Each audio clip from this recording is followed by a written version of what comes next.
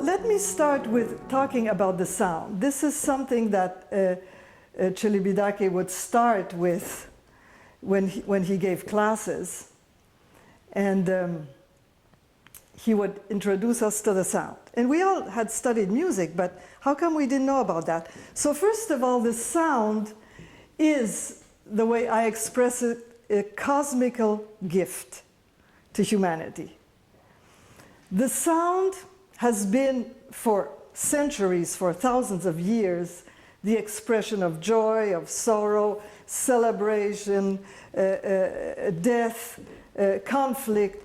Everything the human emotional world can express, it has done it with sound. Because the sound touches the human directly. When we hear sound, we are right away transported, and in our culture, in the Western music, we have gone very far. You know, we started, if we think of the beginnings of sound, which were probably rhythm, then human voice, then a flute, then a harp, we have extended the, let's say, the limits also intellectually of the musicians. The musicians have themselves extended it, and to the ones who listen also. So it is an incredible achievement in our culture, the classical music. So the sound is in a way abstract because we can't really touch it. But what we can do, we make it happen. We're the ones who make the sound happen. So we have the freedom and the possibility to make the sound happen. Now, there's something, though, that escapes us, because once the sound is emitted, the way it disappears, the way it dies, like Celibidache said, it goes back to the cosmos, from which we have taken it. And in doing that, it creates overtones. So each sound, I will demonstrate for you a little bit the overtones. Each sound has a family of overtone when it disappears. Yeah? Did you hear that note? One more time. See? Very strong. Second overtone. Third overtone. Now it's a third. This one is hard to hear. Yeah. So each sound has that. It means when we produce the sound, there's a certain time element for the sound to go in the room and to disappear. So this is the point. In this moment, you can connect it with another sound. In the time when it disappears. The first overtone is an octave, which means that because we have, so let's say,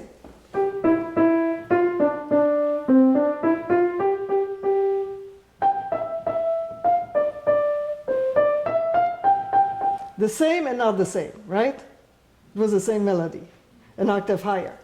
So it means that we are within a microcosm, because it's a closed, the double is something we can experience as humans.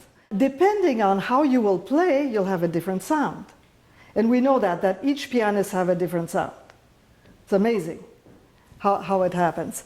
So the microcosm and the harmonics build a kind of hierarchy of where the notes will belong. So if we have the second harmonic, that is a fifth, the fifth has more vibrations per second than the tonic. Huh? That's clear, because it's going up. So, and also it's related to our, we all have a kind of a middle voice. It's called euphonic center. So it's about this, the middle of the piano is about our euphonic center, which has a meaning because everything that's higher creates tension to us. Yeah? So the vibrations are higher, it creates tension. Does someone have questions about what we talked about? Too complicated. We'll have questions also at the end. Yes, you wanted to ask them? Well, I was just thinking, if I understand you correctly, when you play a piece, that you bear in mind the register you're in, and apply maybe a little bit more weight to those notes that are in the upper part of the piano and a little less in the lower part, so that you'll balance, and maybe even the melody should supersede, so it's usually absolutely, absolutely. Theoretically, you absolutely understand it. And of course, each piece of music has contrast and contradiction. And let's say, the tension that is built from the low notes to the high notes have to come out. So it's not like we have to minder all contrasts. On the contrary, you have to bring it out, but how?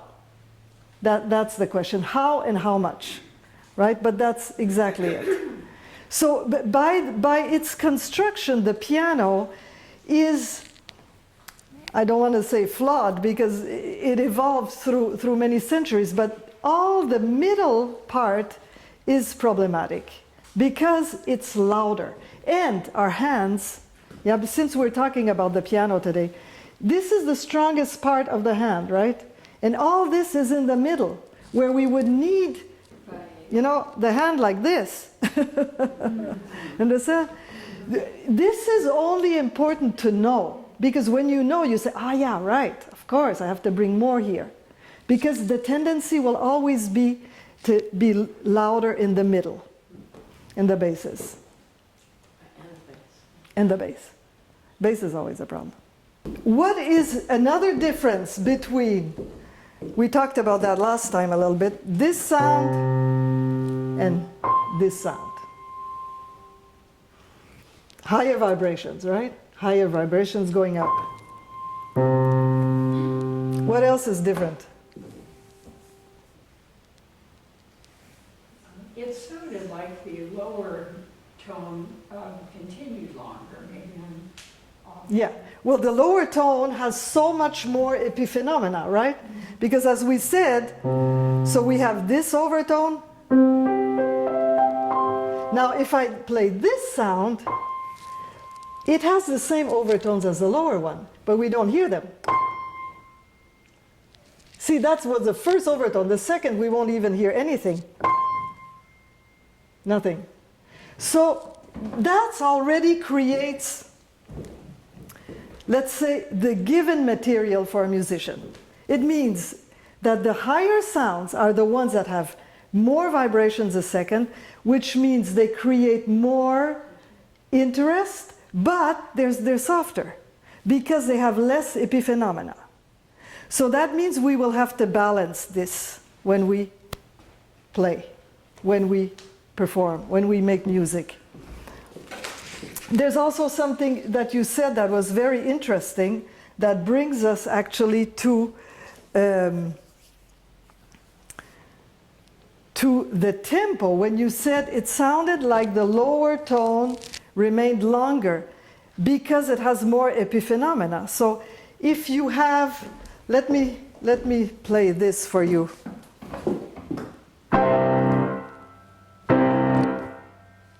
Let me play it unstructured now. So this would be the balance. Now, if I structure the sound, it's going to sound like this. Did you hear the difference? So all those sounds, if I play it without listening, without structuring each sound at its place, now it's structured. So it means each tone has a place, has its own place. So if we have tonic, dominant, right? Tonic. So it's not tonic, dominant. It's tonic, dominant.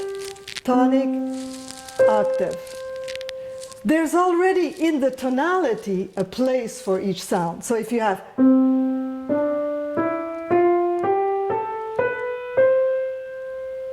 yeah, a not,